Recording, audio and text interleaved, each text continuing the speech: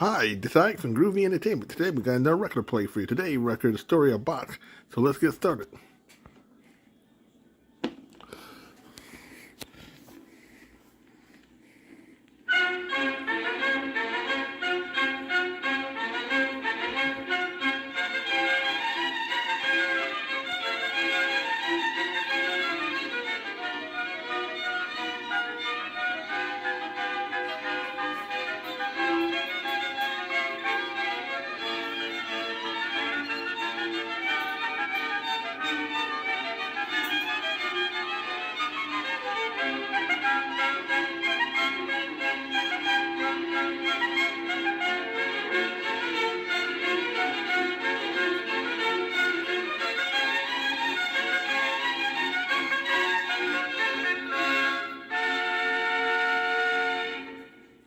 My dear Kapellmeister, in all the 9 years that you have been at Potsdam, you have never played me such astonishing music.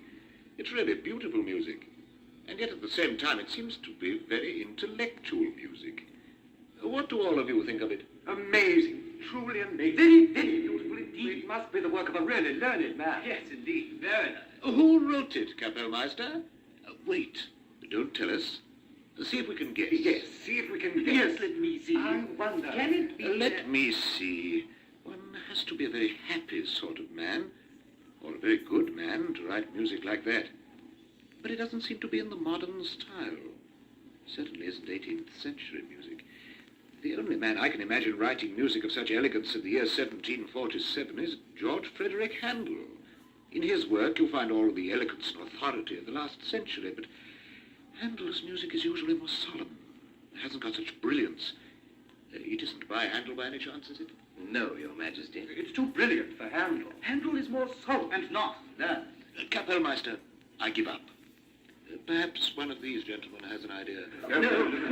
Your Majesty, it is my great good fortune to be in the service of somebody with as delicate and sensitive a taste in music as yours.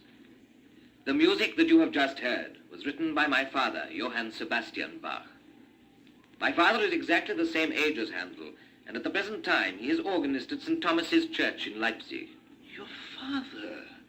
Johann Sebastian Bach. But of course I've heard of him before. I rather think he has built up quite a reputation as a virtuoso on the organ, on the harpsichord, and all sorts of instruments. And his improvisations as well are apparently remarkable. I'm very glad to learn that he composes, in addition to his other musical activities. On the evidence I've heard, he must be a fine composer. Remarkable indeed. Extraordinary. Such intellectual music. Your Majesty, for the last 150 years, all the members of the Bach family have been fine musicians. But if Your Majesty will allow me, I swear on my honor that my father is the greatest of them all. In my opinion, it will be a long time before the world sees a musician of his stature again. Word, what enthusiasm. Pardon? I'm just a little angry with you, Kapellmeister. You really have been too long in letting me hear your father's music. He simply must come to Potsdam. Let him come post-haste. If you would be kind enough to forgive my indiscretion in making such a proposal, Your Majesty, I'd like to say that a coach is leaving for Leipzig within the hour. But that's exactly the sort of thing I want to hear. Let a message be sent to your father that he should come here immediately. Meanwhile, Kapellmeister, tell us more about your father. Tell us all about his childhood so that we can understand more about the man who produces music that touches the heart so profoundly. Your Majesty, gentlemen, I'm afraid I know very little about my father's childhood. I can only tell you the things my uncle told me about him when I was a child myself.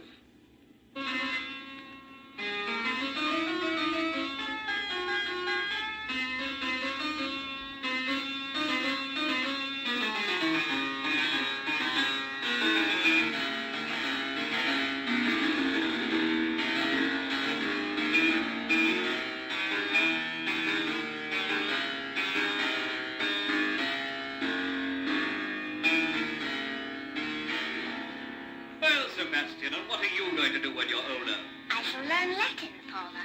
What use will Latin be to you, young man? I shall become a clergyman, Father. A clergyman? Who ever heard of a member of the Bach family becoming a clergyman?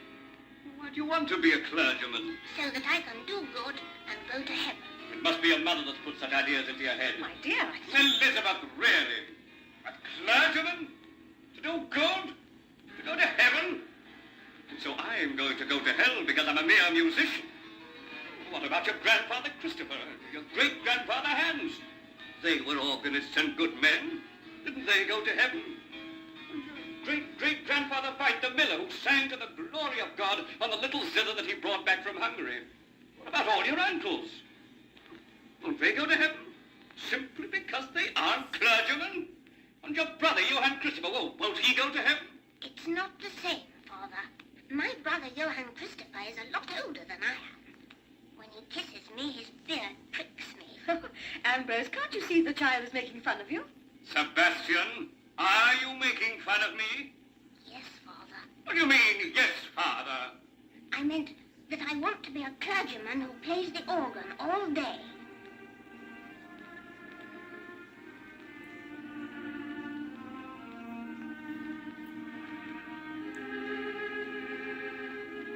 When he was 10 years old, my father became an orphan. And it was his brother, Johann Christopher, who took him into his household. Sebastian, you're a man now. Men don't cry, they work. What does that mean, Johann Christopher? Work.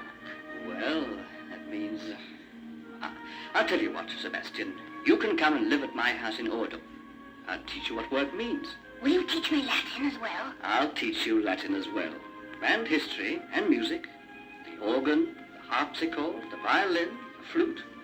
I'll teach you everything I know. You can go to school. Perhaps later on you can go to the university. And my little brother will become the most learned man in the world. At St. Michael's School at Lüneburg, where he completed his studies, my father met Georg Böhm, the greatest organist of his day. The two became very friendly. My father learned a great deal from Böhm. So it's you again. Master, I've really seen enough of you, you know. I'm sorry to say so, but you always make me feel ill. Whenever I try to teach you anything, I get the impression that you knew it all before I did and that I've forgotten it. You have a mastery of the organ and the harpsichord that I've not been able to attain even after 30 years of work.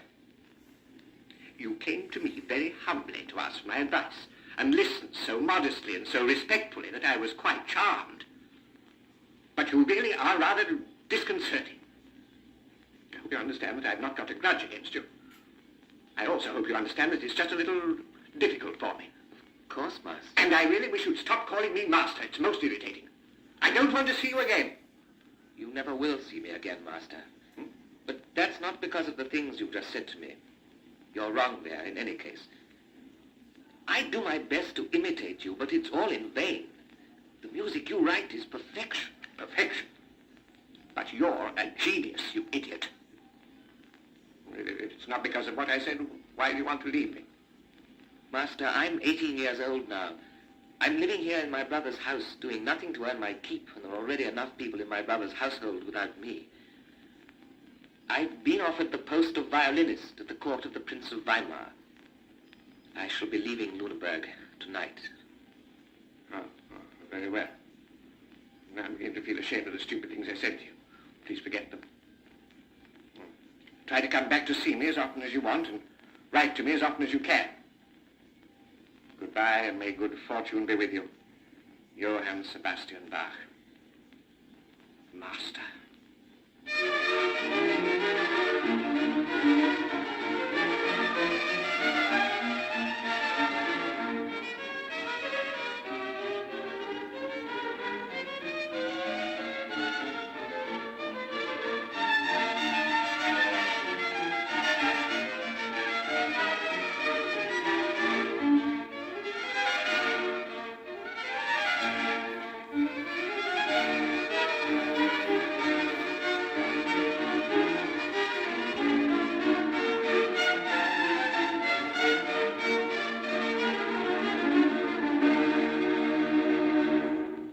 He remained a court musician for only a few months.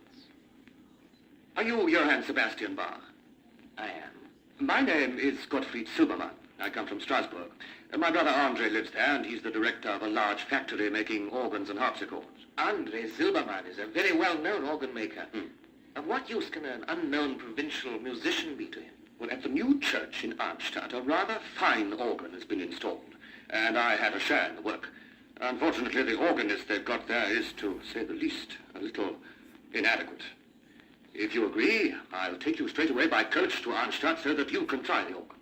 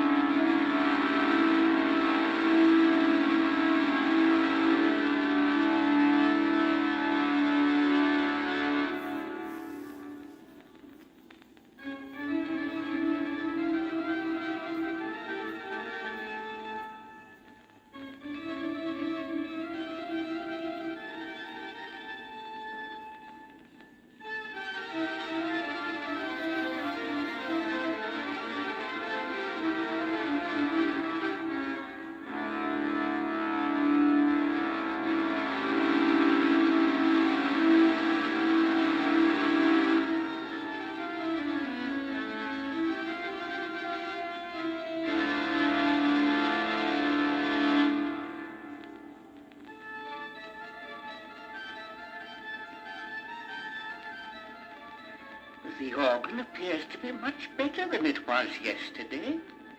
I'd like to wager, Herr Silbermann, that you've changed something else today. Yes, I have, Herr Deacon. I've changed the organist. It's unbelievable. What do you think, Herr Treasurer? I think it's wonderful. You don't look particularly pleased. Oh, I'm pleased, all right. It grieves me to think that every year I've been giving 300 thalers to a country bumpkin of a musician who claims he's an organist. Do you think that young fellow over there would agree to stay with us? I think he will. He's as much in need of an organ as your organ is in need of him. And what are you going to do with your country bumpkin? He can go and make other congregations writhe in torment. He's never going to do it to us again.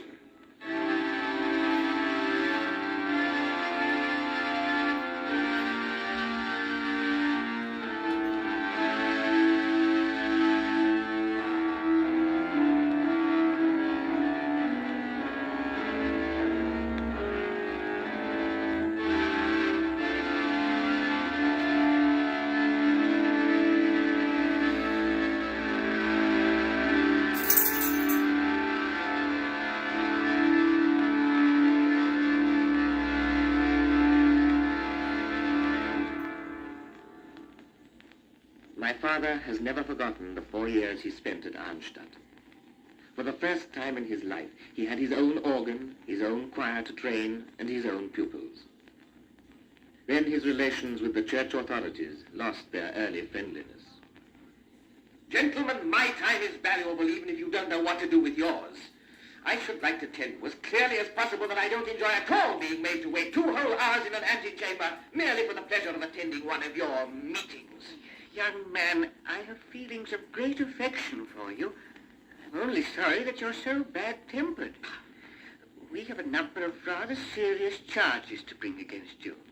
For your sake, I earnestly hope that you'll be able to justify yourself. I doubt very much whether he will be able to do so. He's such an unreliable I fellow. beg you not to interrupt, Herr Treasurer. Herr Bruhl, as you are the counselor to this meeting, would you be kind enough to tell Herr Bach the reasons why we're not satisfied with him? Herr Bach, all of us here have a very high opinion of your qualities as a musician. From the day that you accepted the post here, more and more people have been coming to the services, and the money we have gained from the collections has grown considerably. I'm wondering if that is exactly the question. Excuse me, Herr Deacon, but that is exactly the question. And so, when you asked us for 1 month's leave of absence to go to Lübeck to take a few lessons with Herr Buxtehude, we granted your request. You had assured us that as a result of these lessons, your own talent would be considerably increased, and consequently, so would our collections. It took 4 solid hours' argument on my part to persuade you to grant me this leave of absence. That is not important. The fact is that we granted it to you. But that was more than 3 months ago. You came back from Lübeck last night. There is nothing else for us to do but deduct from your salary the losses that your prolonged absence has caused us. When one of you is obliged to go to Lübeck, the journey there and back takes only 3 days. It's easy for you. You can take a coach. But the liberal salary that you pay me, and that you now intend to reduce, didn't allow me the luxury of a coach. I had to do the whole journey on foot, 200 leagues. 3 weeks to go there and 3 weeks to come back. It's not difficult to calculate. Even you can do it yourselves. It was also impossible for me to expect Herr Buxtehude to be at my beck and call for a few lessons. And I had to wait. Gentlemen, I will not accept the reduction you propose to make.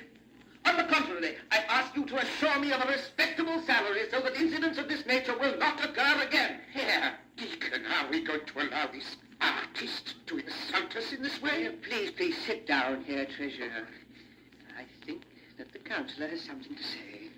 Herr Bach, when we sent for you this morning, you were apparently in the company of a young lady. That young lady is my cousin. We all know about cousins like that. My cousin Maria Barbara. And she has accepted my offer of marriage.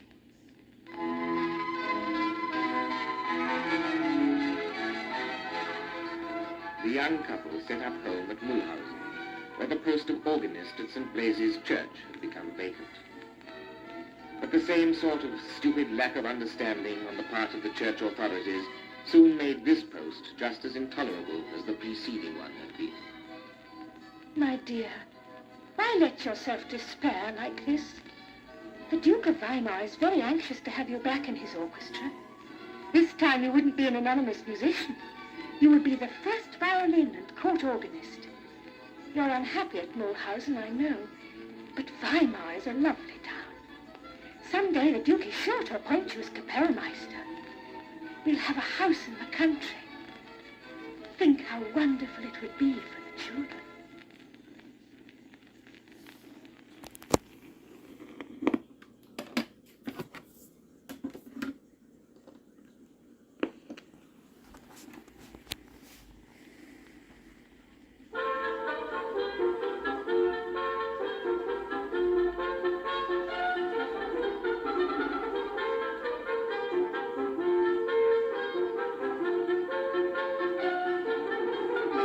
My dear Duke, you're very hard on poor Bach. It's not his fault he's a genius. I treat my servants in the way they deserve. This young man has a fine post here. He hasn't any worries. He's well paid. He hasn't a great amount of work to do. He's got a house. He's got everything that he needs to make a man happy. Wonderful wife, 4 fine children, and holidays as often as he asks for them. My dear Prince, what would you do if one of your musicians came along with a veritable storm of complaint and speaking familiarly into the bargain? I think in this case your musician may be right. You know perfectly well that he was hoping to become your Kapellmeister. He'd have preferred to have had fewer holidays and more responsibilities. I asked him if he'd like to become my Kapellmeister at Curtin, and he told me it was the sort of post he was longing for. He told you about my offer, and you had him arrested immediately. For the last month he's been kept shut up. I really think you're going a bit too far. My dear Leopold, Bach seems to be a bone of contention between us. Since you want him at all costs, take him with you to Curtin. Take the whole of his family. And I want to hear no more either of him or of you.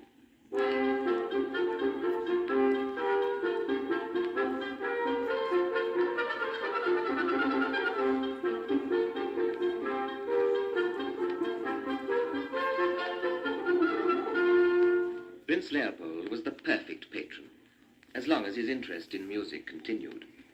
He was was a very cultivated man. He was very fond of my father, and on many occasions insisted that my father should accompany him on his journeys. Johann Christopher, my dear brother, this is a wonderful surprise. But what are you doing in Curtin? Sebastian, I have some rather bad news for you. Your wife... My wife? Where is she? Listen, dear brother. While you were at Carlsbad with the prince, she took a bad fever. She... You don't need to go on. I understand. Sebastian, do you remember the very first thing I ever taught you? Yes. Men don't cry, they work. There were 4 of us children when my mother died. The eldest, my sister Katerina, was only 11 years old. The year that followed was one of mourning and sadness. Light came back into our household when my father brought Anna Magdalena Wilken to us. She immediately captured all our hearts by her kindness and her beauty. When she married my father, we loved her just as we loved our own mother. She was a fine musician and had a lovely soprano voice.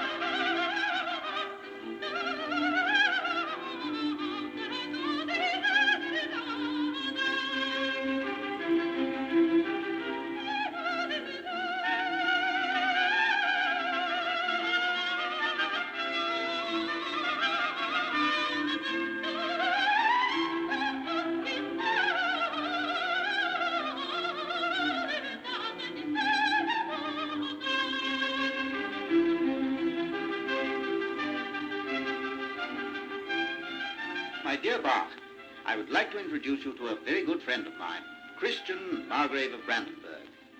He admires your work very much, and I have an idea that he wants to commission something from you. This really is too kind of you, Your Grace. Not in the least, not in the least, not in the least. Leopold is a very lucky man to have you in his service. My own Kapellmeister is a long way from being a poor musician. He's formed a little orchestra for me, and amongst them there are 1 or 2 extraordinary virtuosos. The only thing I reproach him with is that he's just a little lacking in imagination. I think that you could write music that would do justice to the abilities of my musicians. I'll do all I can, Your Grace, to make sure that the Brandenburg concertos show that your confidence in me has not been misplaced.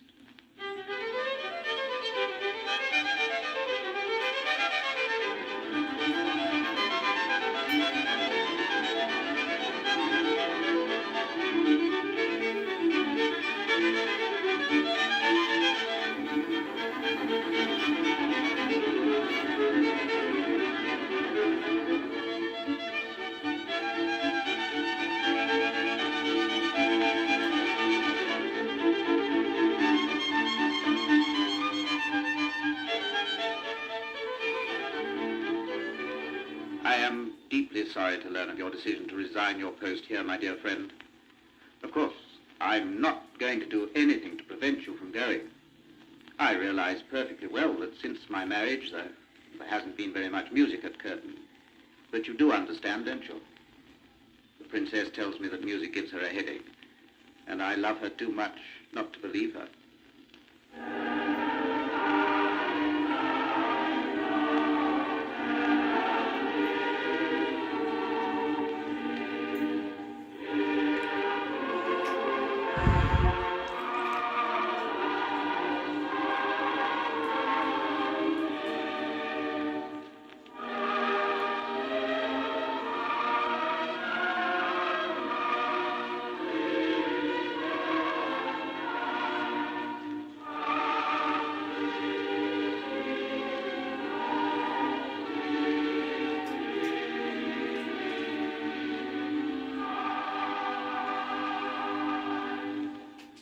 new choir master be kind enough to follow me? I was here at St. Thomas's when your predecessor's predecessor arrived at Leipzig. There's nobody who can give you more valuable information than I can. The buildings are not at all new. You look better preserved than they do. Oh, I'm never ill. These old stones preserve your health. You'll see. They don't build like that these days. Did you know that St. Thomas's was built by the Augustines in the 13th century? Now, this is the boarding school, and in it there are 50 young rascals to whom you will have the great good fortune to teach Latin and music twice a week. As these are the boys whom you will be conducting in the choir on Sundays, I think you would be well advised to pay particular attention to their musical studies. Thank you. I can see that your advice is valuable. Oh, the late choir master, may God rest his soul, never did anything without taking my advice. Here, Kuno, I used to say to him, you have more learning than I ever could acquire in many lifetimes. That may be so, Herr Hellisberger, he said, but you've got instinct. Herr Kuno was a remarkable man. Yes, he must have been. I suppose that big dome over there is St. Thomas's Church. That's right. That's where the great organ is. And once a fortnight, you will conduct a new cantata there. I was told that there had to be a new cantata once a week. Once a fortnight at St. Thomas's, and once a fortnight at St. Nicholas's. You will alternate the two. Of course, you have to compose other music for Christmas, Easter, and for the other festivals. Oh, don't worry. You'll have plenty of work to do. The only time that you will have to stop composing will be during Lent. I'm not particularly anxious to stop composing. Of course, it's always possible that during Lent, the municipal council will commission some special music. By the way, if you ever need a baritone, don't hesitate to come along to me. I'm the best baritone in the whole town, though nobody wants to believe it.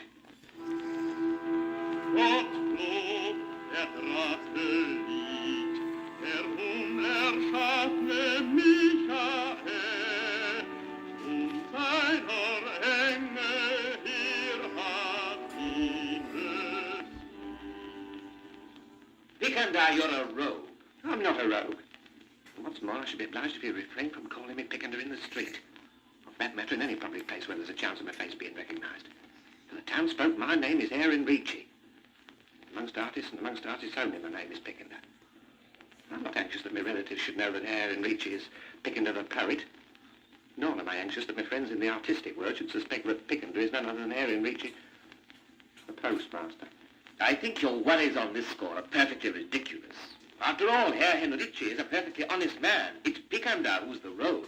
Perhaps you'd be good enough to tell me why you're speaking so impolitely to me. You've only got to read a little of your own poetry for you to see what I mean. You've been putting my poetry to music for the past 10 years. What have you got against it all of a sudden? Before I made your acquaintance, I used to compose my cantatas on texts taken from the scriptures, the most beautiful literature in the world. And for the last 10 years, my arias and my choruses have had to be composed on your doggerel verses. You can thank me, and I'm not proud of myself, I can tell you. You can thank me for never realizing just how bad they were. Now, I think you're going a bit too far. The poetry's not as bad as all that. Even if it is, where's the harm? It doesn't affect the beauty of your cantatas. What do you mean? Simply this. With all your complicated counterpoint, there is the chance of understanding a single word of the poetry. Well, that's a perfectly good arrangement. I shall become a famous man without needing any talent. It isn't much to do for an old friend, is it?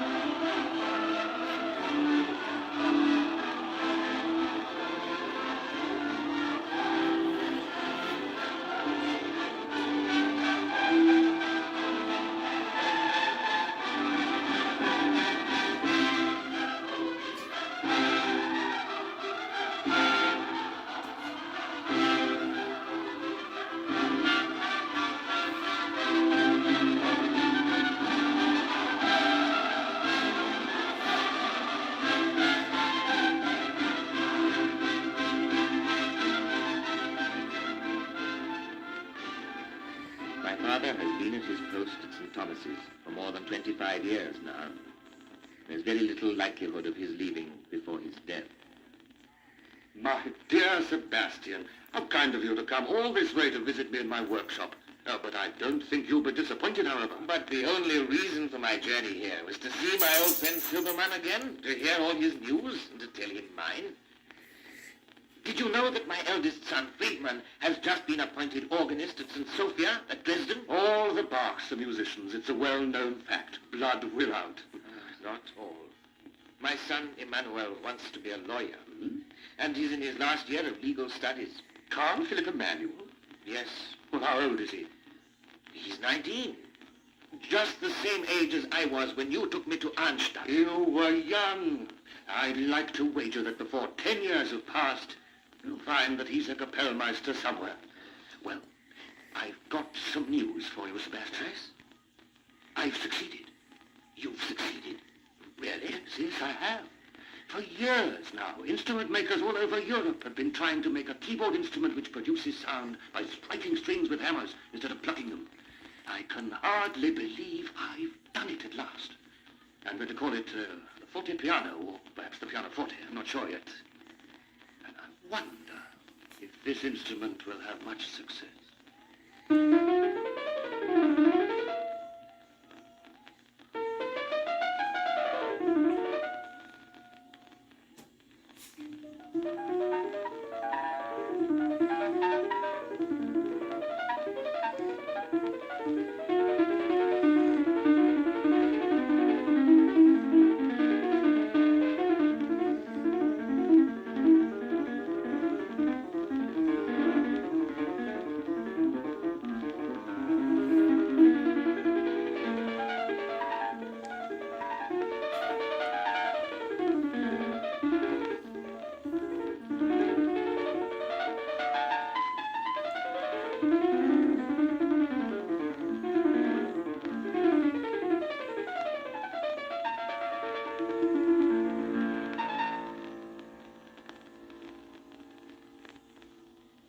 Your Majesty, gentlemen, I humbly beg your pardon for having taken up so much of your time. I hope that you haven't been bored. However, if you were bored, I beg you not to hold it against my father, who never really wanted me to be an advocate. But you are an excellent advocate, dear Kapellmeister. We thank you very much. It was most interesting. Yes, it was. A remarkable man, Johann Sebastian Bach. I wonder what he looks like. Excuse me, gentlemen. Let the courier pass. Step this way, please. Yes, what is it? Your Majesty, here is the register of foreigners who have arrived in Potsdam this evening. Let me see it. Thank you. Gentlemen, old Bach is here.